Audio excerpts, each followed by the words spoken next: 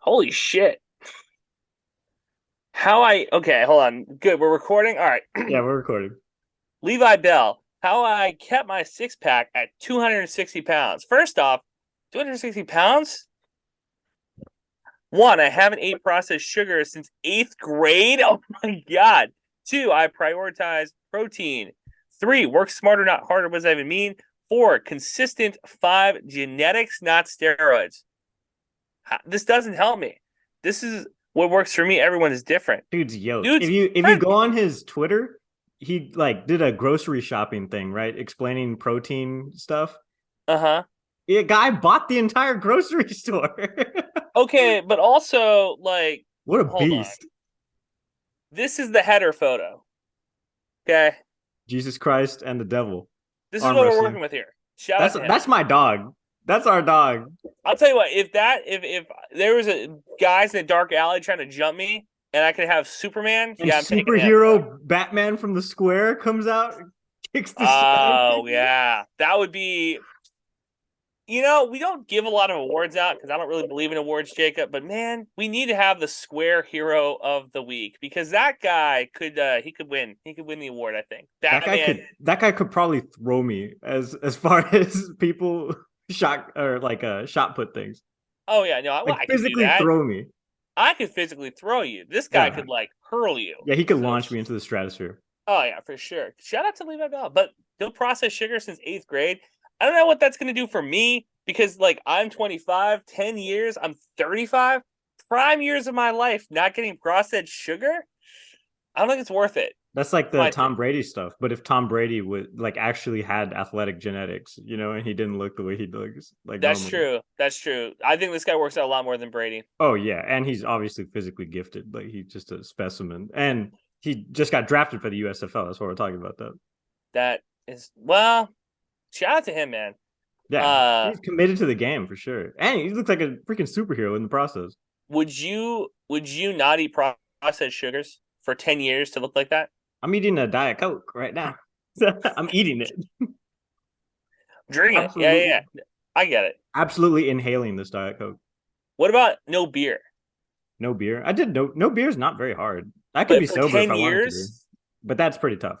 I mean, yeah. I guess, effectively sober for like 19 before I started drinking, It's not the same. It's not the same. Once you have those cool, refreshing, crisp Budweiser after a long day. I had my first drink in like high school, a little party, but it didn't really it's not the same. It. Yeah, that's what I'm saying. It's like when you get introduced to alcohol in a healthy manner, it's kind of like, oh, this is bad, and then you grow to like it.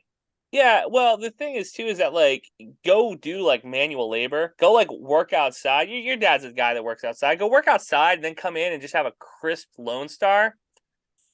Doesn't beat that, bro. Can't beat it. No. Silver Bullet, good Coors Light. Ooh, can't beat that. Mountains are blue. I don't know if I can do it 10 years. So, shout out to this guy.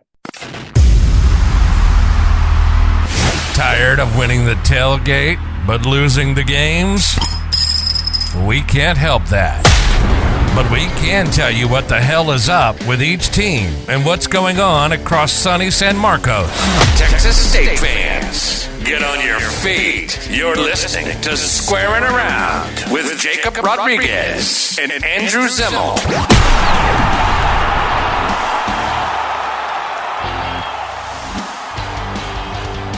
What's up, everybody? Welcome to Squaring Around, episode 13. That was a super long intro, but I'm glad we did it. Yeah, you can cut around it. It's fun. I'm Jacob Rodriguez. That's Andrew Zimmel, the Texas State Sports Prez, and this is the show where we talk about all things Texas State and San Marcos.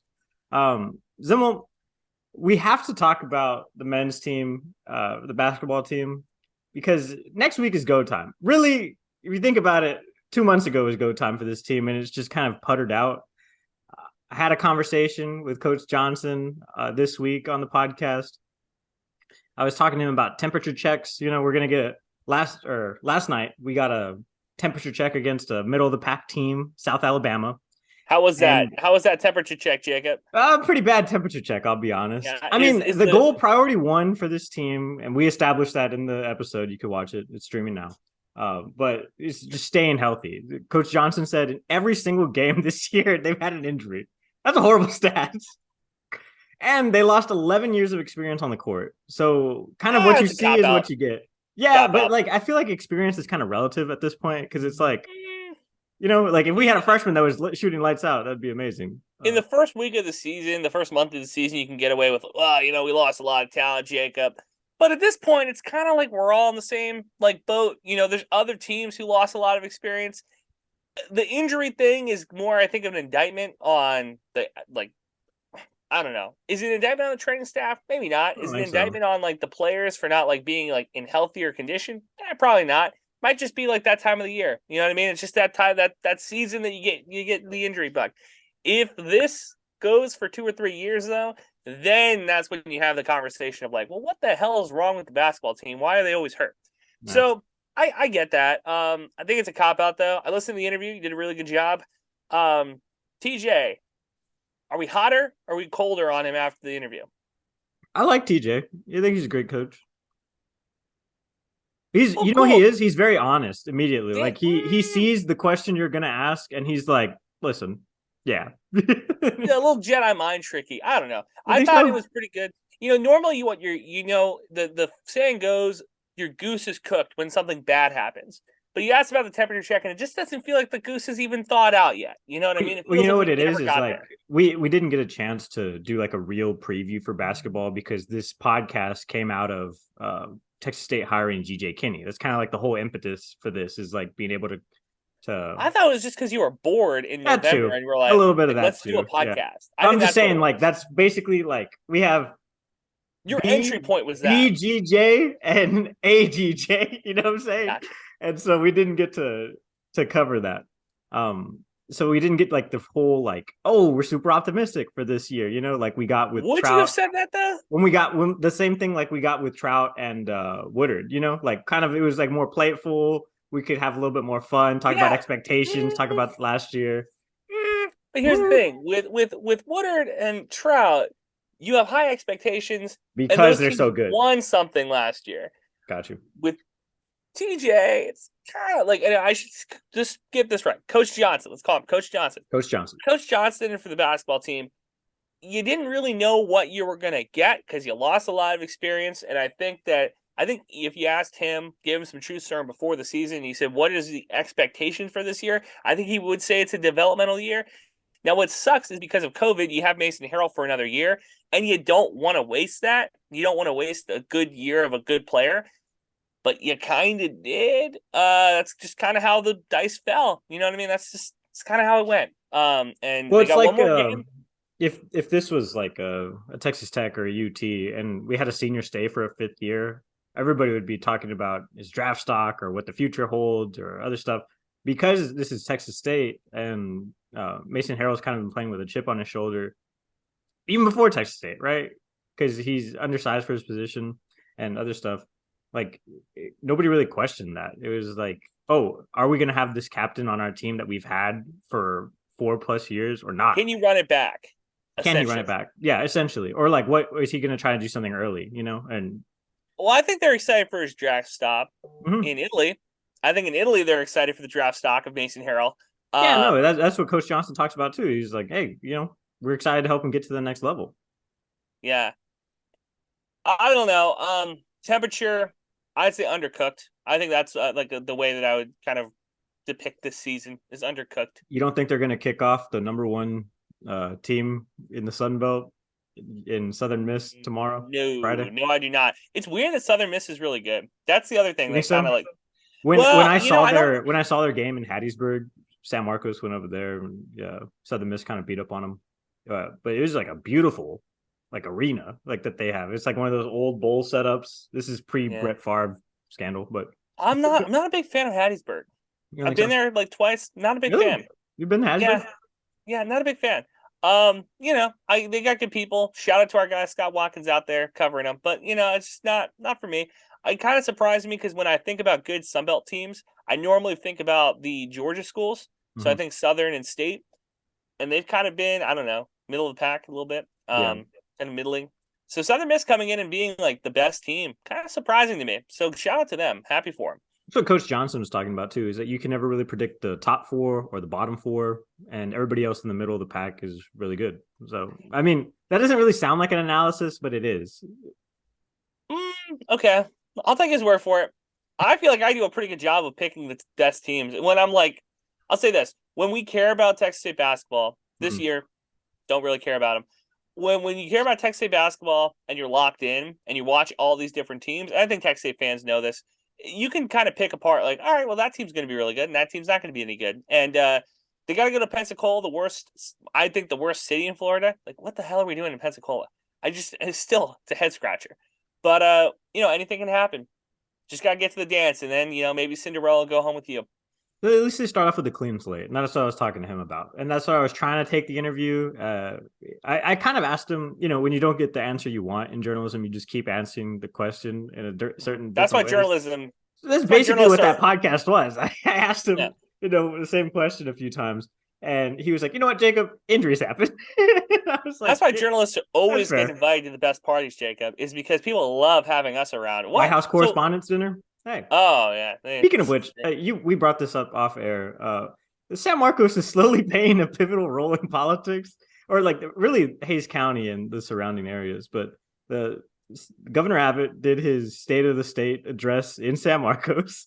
And then today, John Cornyn had a fentanyl crisis roundtable in Hays County at HCISD. So you want to hear my take? This all playing in the background of will the men's team do well in the Sun Belt Conference tournament? Right? Did the women's team have a chance to play in the first round of the NCAA tournament? Look, this is my quick take. Not living in San Marcos, but living there for whatever year, 4 years or whatever, not being there currently.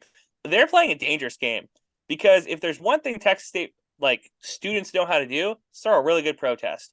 And I understand why Abbott and Cornyn and everybody else doesn't want to be in Austin, because nobody really wants to be in Austin. The only people who want to be in Austin are people who aren't from Austin at this point.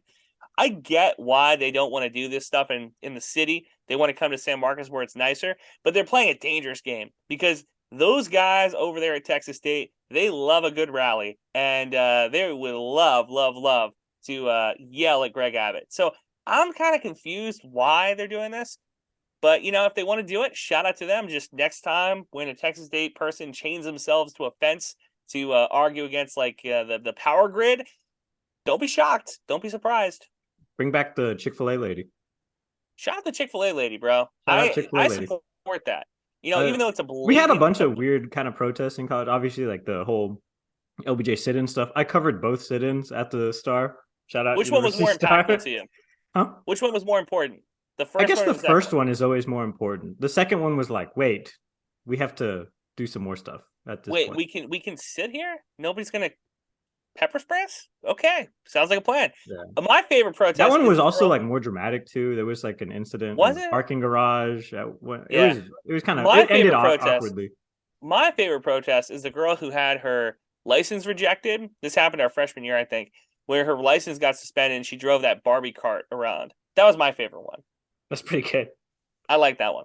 that was kind of the men's team rap. It's kind of like, will they, won't they? Cook them. Where are they at? Give me your food. What's your food analogy for? It's definitely not food grade safe, I would say, by the USDA standards. As we say, right? Like tomorrow we're going to kind of figure out okay, can they upset? Questionable? Is an upset possible, really? They're going to go up against I don't know, a 3 seed at least. Is it possible? Yeah. Is it likely? Probably not. But hey, maybe we're talking next week about, can you believe they won the tournament? Holy shit. Can you believe we're going to Pensacola? The team flying us out. Yeah. Shout out to them, man. Yeah. Shout out the men's team. Shout out Coach Johnson. Hey, you never know. The women's team, though, that's what I'm excited for. I think they have the best shot at doing it. We were talking about, how it's taken a while for this women's team to get back to how good they were. When was the last time they had 20 plus wins? 2017, 18. Yeah. So So when when these same seniors were freshmen, sophomores. Yeah. Full transparency here. I was going to kind of sick of it by 2020, them not being successful. So the fact that it took them 5 years, something like that, And then to Mr. get to this COVID point, came in and was like, "Oh yeah, Zimmel, take yeah. that. No sports for you." Hard reset on everything. And then all the timetables got, changed. Like, I think this is the first year they're over 500 since then. So it's like kind of cool. Good job, Coach Z. Good job, girls. But like, where was this 2 years ago, 3 years ago when I started getting a little antsy? So, it's good. I'm glad everybody's having fun, and glad this is a 20-win team. So the issue, though, that they're running into is the expectations. Well, no, it's just that there's like, let me see, 1, 2, 3. There's 3 other 12-win teams in the Sun Belt right now. So any fluctuation like resets the entire board. Basically, you go from being a top 2 or 3, and now all of a sudden you're 16, and you're like, "Hey, when did this happen? How do you win 12 games?" It's like that year in fantasy where you had to win 10 wins to get to the playoffs. There's a real life example of this too for fans of San Marcos that cover the Spurs. That happened in 2015. Remember, the Spurs were, I think, like a 50-win team, and just the way the divisions played out, they lost the final game to the Pelicans. They became the 6th seed and took the Clippers to 7 games. After winning the title the year before, they were a 6th seed with like 50 wins. So it was an insane playoff series, but that's just, again, the fluctuation of the regular season just really changes the way the standings look and changes the way the playoffs look. Kind of a thing that will haunt this team, dependent on the outcome of the seeding situation, is that earlier loss to JMU, because JMU's at the top of the heap, so they own that tiebreaker. So it's kind of it's all kind of in flux ahead of the tournament. But Texas State has at least proven that they can go up against these top teams, and it's relatively no issue at home or on the road. You say there's no issue here. What do you mean by that? Do you mean that it's no issue because they're winning games? Because I think they won their last game by like 8 points. Yeah, well, I just want to win, right? It doesn't matter how you win; it just means that you win. I would say no issue would be a word, like a phrase I would not use when talking about this. Okay, that's fine. I think that they do a really good job of winning close games. I will like to see. We'll put it this way: I will like to see if this team in the playoffs can continue the way they play, or if this is another one and done, second round exit type of team. Because if they play my bar for them, and maybe I'm wrong here, my bar for them is to play in the championship game. Like, if they get to the championship game, win or lose, I am happy. It's a great season. If they do not get to that point, I'm going to look at the season as like kind of a disappointment. I'm going to look at it as like really good regular season, and the playoffs, it doesn't matter. And we saw this question. I know there's a lot of people doing mailbags. I saw this question online, and it was like, and Colton asked it the last week. He was like, why does the regular season not matter as much as the playoffs? The regular season sets the table for the dessert, which is the playoffs. But if you cannot finish the entire meal, then you lose. And I think for Texas State, getting the dessert is important. Getting to that last spoon is important. Everything else doesn't really matter. We talked a little earlier. Not being a 500 team is, to me, a testament of kind of a lack of success in the regular season. But if any of those teams would have won the tournament, the whole thing changes. The whole conversation changes. So, that's me on my soapbox here a little bit. But a lack of success in the playoffs is always what matters when these sports have a playoffs. Baseball included, softball included. So it's just that. That's just how it goes. I think too, from a conference standpoint, the tournament matters so much more than the regular season because it's a chance to highlight all the schools that don't get a lot of love. Like this year, the men's basketball team, not doing a whole lot on the court. If they do have some sort of Cinderella story, that's an insane story that they can sell to any tournament across the board, right? Even if they don't win the Sun Belt Conference tournament, so you're talking about they can sell that to the NIT, any insert other McDonald's, whatever tournament, and highlight the individual players on those teams too. So that's kind of the importance of and like you were saying, baseball, in softball, all those teams in that tournament format, it helps the conference more than anything. And we can extend it to football too, where if you are a football team, let's say Texas State in a couple years, not this year, because if a 7-win season is incredible for Texas State if they do that this year. But let's say in 5-6 years when there is relative success, and Texas State fans are not happy with a 6-win team anymore. Well, if you win your bowl game, if you win your postseason tournament game, everything kind of changes. Now you're an 8-win team with that bowl win. Now you're a 7-win team with that bowl win, right? And you can go into the next season with a little bit of, hey, we won our playoff game. The same thing goes for basketball. You can have a great regular season, but if you lose in the playoffs, sorry, I'm at the point now with all these sports with Texas State. I think we all are at the point now, Jacob, where it's like getting to the championship game, getting to that final game is where the bar should be. Yeah, thankfully, though, their last game, which is in Jonesboro, is against Arkansas State, a team that they've owned this year, a team that anytime they're playing, I can count on a win, doesn't matter. And really just like a team in Texas State men's team, right, that's been kind of beat up on this entire season, all Arkansas State is doing is trying to be healthy and set their best foot forward as they go into the conference tournament. So I don't foresee an issue for Texas State. And that's what I'm saying. Like, beyond a shadow of a doubt, I think they should be fine in this game. Okay. And yeah, I'm hoping we get to talk to Coach Z actually right before the tournament. I have to follow up with Chris, the best SID in the world, that we want to talk to them. So I just have to follow up, and hopefully we get her on Monday right before the tourney. That would be kind of fun. But probably that would be cool. A little bit of a time crunch too for her. So don't expect a long episode. It'll probably be about the same as TJ's. Yeah. Short episode, which is good, short to the point. Mm-hmm. So yeah, stay tuned. Cut out the pleasantries. Do you feel confident in this team if they are in the top 3? Yes. With the women's teams in the top 3, I feel like they'll meet my bar of getting to the championship game. Because as you were saying, right, that 2017 year, that was the year that they went in as like a 1 or 2 seed, and then they got a first round out by South Alabama, actually. Yep. And that's a scary team too. 23 wins doesn't mean a whole lot without. It's kind of like the without a ring. What's 73-9? Like without any sort of postseason success. I think. What do you think about regular season championship rings? Yeah. Texas State has a lot of them. Doesn't matter. That's what I'm getting at. It's cool. You know what I mean? It's great. And I'm happy for them. I like the regular season, and I think it keeps fan bases engaged.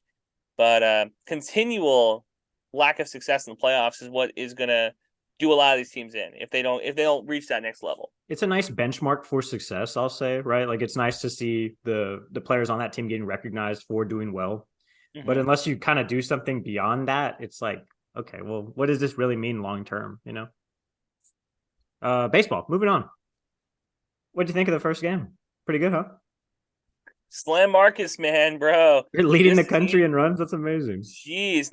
Now, I get it. Like, I think we made fun of some of the graphics. Shout out the graphics department.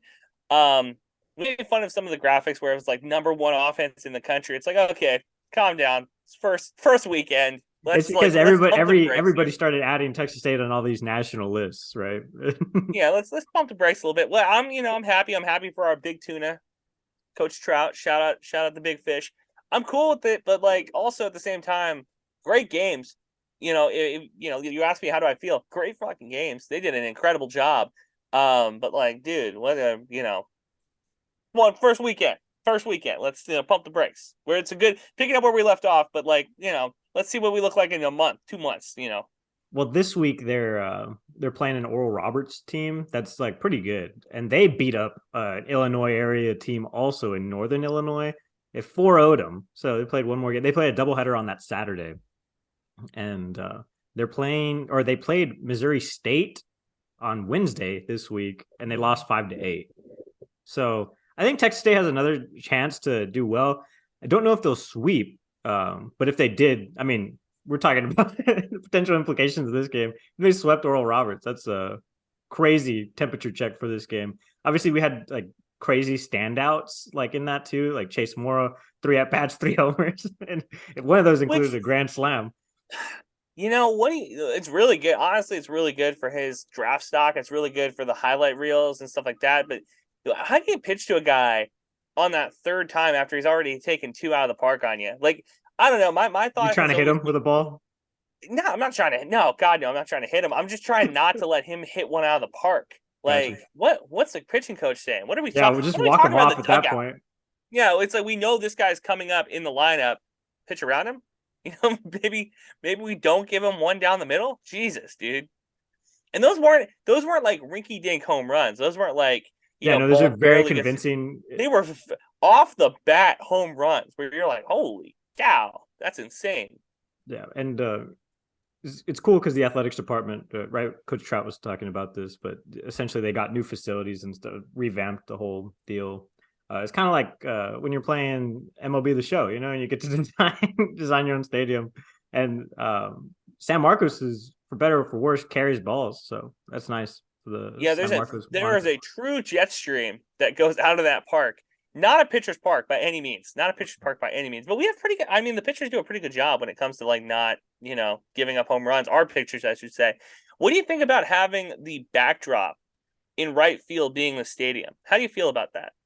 Because there's no skyline. Depends on the season.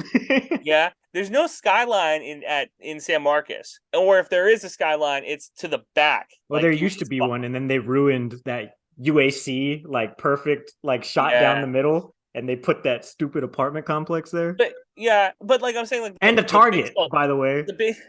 Shout out Target. The baseball stadium though is faced towards the interstate, so there's you wouldn't get the skyline anyway. So my point is that is the skyline. That the football stadium is the skyline. And Charles Austin Drive, and then the baseball stadium isn't right along the street. It's to the side. Yeah. And then, so you get the back of the softball court or the softball complex on the left field side, on the right field, and on the right field, it's the you can see the bridge in the stadium.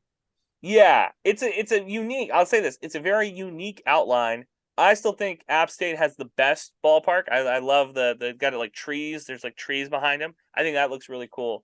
But just there's a lot of pavement around Texas State's. Because then there's a parking lot too. It's that the old tailgate parking lot is there too.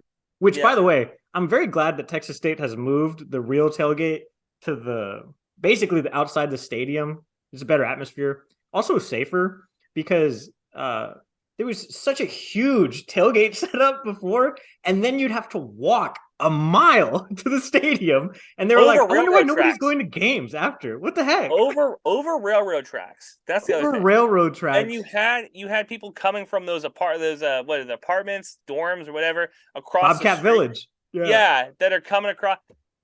It's a miracle nobody got hurt. Yeah, miracle nobody got hurt. So yeah. So shout out baseball. Way better atmosphere. Welcome to Lissy's Corner. This is Square and Around. Can you use that as a sentence?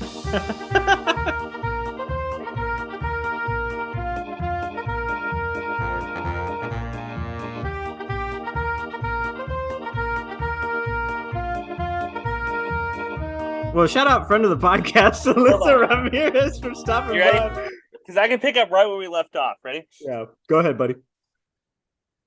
Shut up, Musty. Fuck. Oh, where's my phone? Okay, so I also saw some tweets online last week that were talking about, oh, wow, did Texas State baseball, they scored 56 runs in a weekend, Friday included. But I guess people include Fridays on weekends, right? If you're looking forward for the weekend, you include Friday, right? Yes. Okay. Well, everybody was talking about how in one weekend, Texas State scored 56 points, and that was a better scoring average than all of Spav's years. That's only partially true. And I have a full thread on this. I worked really hard. I did math for an hour. And I'm mad it didn't get more likes, to be honest, because it took me so long to do it. I figured out how to do it, and I was like, oh, perfect. And so I figured, I just did it. So that's on our Twitter. God, that's so funny. But thank you for that. I was hoping the whole podcast was going to build up to you saying I did all this work and nobody on Twitter, no one liked it. Recognition. Nobody liked my tweets. Well, I think that's so funny. Thank you for that. 2019, the Texas State Bobcats under Coach Spavital had a scoring average of 18.42 points per game in a 12-game season. And that's the inaugural season. And then it gets better in year 2, and then it drops off again in years 3 and 4. But in the Bobcats' first 3 games, 18.7 scoring average, which, by the way, 18 runs in any of those games would have run them the game that they were playing. They didn't have to score 24. When you were in school and the teacher was like, all right, that's it for the day, and were you the person who raised your hand and said, but miss, we have homework? Because, no, dude. That's what that sounds like. Absolutely not. Sounds like you did a lot of work there. No, man. And Ask my somebody mom. was trying to make She some will not tell jokey you. jokes. Somebody was making jokey jokes on Elon Musk's Twitter, and you were like, "No, hold on a second, boys. That's not entirely true." That's only because I have a blue check and I didn't have to pay for it. Yeah, okay. There you go. Yeah. So if you click on my blue check, come correct. It's the real deal. Yeah. Back when that used to mean something. It used to mean something. It used to mean something. We talked about Levi Bell at the beginning of this podcast. I want to talk about Savion Patton. He's in the XFL now with Orlando. And I saw a cool graphic pop up under his name.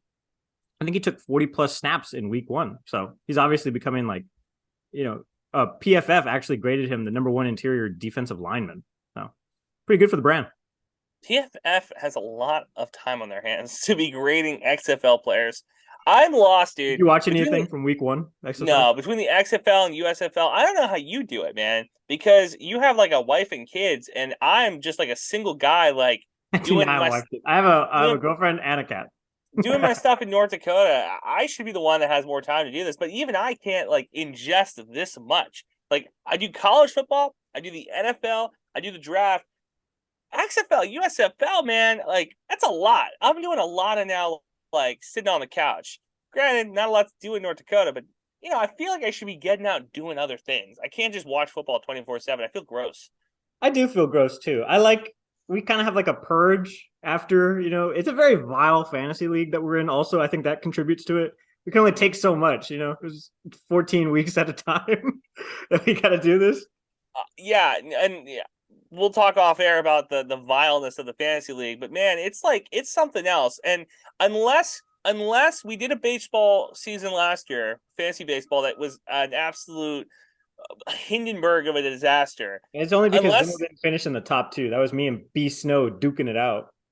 The whole thing was ugly. It was on me. We'll do better this year. But I should get on. Anyway, unless we do a USFL or XFL fantasy league, I don't know if I'll ever be like that, like locked in. No, thank you. I'm gonna for sure pay attention to like the top 10 guys that come out and of the Texas State players. Yeah, and the Texas State players. But that's the only reason I'm watching anything. Yeah. I didn't even watch San Antonio play, and they lost. Well, and it was funny because people were already talking about hashtag Fire Heinz Wood. And I was like, this is hilarious now. Talk about a choke job. Couldn't hold on. My beautiful city getting like completely crapped on, and it was tough. It's a rough look. Also, shout out Red McCall. Also, week 1 they fired their GM. By the way, Ken's 5 got it first. Boom. Don't need to fire the GM for choking away a single game, but that's fine. I don't know what happened. It had to be some sort of internal problem. And then because the championship for the XFL, by the way, fun fact, is being held in San Antonio, the city of dreams. Is that what it's called? No, Alamo City. Or Military City, USA. That's another moniker. There's a bunch of. Do you know how many bases there are? It's the whole JBSA system. Oh, I know, but I'm just saying that doesn't roll off the tongue. Alamo City. This is like where retirees come too. That's where that moniker comes from. I know. You ever been to the Riverwalk? Yeah, there you go. You can see a lot of people with no ribbons or anything walking around. Yeah, a lot of old people, not a lot of tips. Tip your waiters. Were you a waiter on the Riverwalk or something? No, but I've got friends. I got friends who got a lot of big bills when it came to those bars and just get stiffed. $200 in drinks and no tip. What's going on over there? And you're a big media guy now, Jacob. You better be tipping well. I don't go out to eat much, to be honest. Yeah, I bet Alyssa loves that. Anyway, indoor track and field had 5 podium finishes for their indoor championship. So Dominic Yancey, we're talking about him all year. You got second and then Ashton Carter also got third in the men's 60 meter. Cedric Wynn, second in the women's 60 meter hurdles. Bravensky Pierre, third in the men's 200 meter. Catherine Stuckley, second in the women's high jump. Lauren Small, second in the women's shot put. And Simon Thor, best name in Texas State track, second in the men's heptathlon. The fastest 60 seconds of your life is you reading off those results. You think so? I love it. You must not know me very well. That's cool. So they get a lot of steam going into the outdoor season. They got a lot of high praise and stuff for the indoor. So now that it's cooled off, or I guess, heated up. Warmed up. Texas weather. As it gets into spring, As they spring towards an outdoor season. Come on, brother. Things are going good. Ball's rolling in the right direction. Yeah. Indoor season to me means little less than the outdoor season, especially when you talk about Texas track. So hopefully they can continue to replicate that success in the outdoor season. Yeah. We got to get some track people on the podcast. So we have Colton every other week. Track champion, Texas track champion. So last week, if you felt like we had a little bit less energy on the podcast, you're definitely right. Because not only did I have to edit that episode twice, but we had to record that episode twice because we just ran into some issues. And by ran into some issues, I pressed the wrong button when we recorded. And yeah, I literally saw our future fall and crumble into our hands. Luckily, I was able to wrangle the boys up. And Colton wanted to talk about something else anyway, and so we added that into the show. And the rest of it was peachy keen. And somehow I edited all of that in an hour. But yeah, I just wanted to throw myself a pity party session because thanks for a little inside baseball there, Jacob. Good stuff. That really added to the podcast. So angry. Yeah, no, I was pissed. Jacob, this week we had our first sponsor, Trevor Enerson, and we don't talk about the sponsorship a lot for this podcast because we really do this out of the love of our heart for Texas State. But to have somebody kind of want to throw us a bone, that is incredible. And Trevor, you are the number one fan of the podcast by far. Thank you for that. If you want to support, if you're a supporter of the podcast, you listen on Anchor, you listen on Spotify, you listen on Apple Podcasts, or YouTube, and you want to support, go to the Anchor page that we have on our link tree, and you can donate as well. And of course, all of the money goes right back into the podcast to make sure Jacob gets his wax for his mustache, and I can one day travel to Italy to get those hair transplants that I desperately, desperately need. So I can stop having to wear a hat on the podcast every single week. Yeah, donate now to the Zimmel NIL Fund. The Zimmel NIL Fund that will one day fix the bald spot. It's the most discriminated group in this country is the bald. And I'm trying to fix that by going to Italy and getting hair transplants. So if you want to support the podcast, it all goes right back in. So thank you, Trevor, and thank you to everybody who listens and shares and does everything else non-monetarily to help support. Yeah, like, comment, share, subscribe to the podcast. If you're not, that helps us out on all those lists that you see. If you just Google, Texas State Sports, it helps us go up from helps the bottom of Google SEO. to the top of Google. The SEO. SEO. I also want to finish Zimmel this week with the question of the week. But I don't know what I want to ask. What's your question of the week? How long does it take you to come up with a rundown?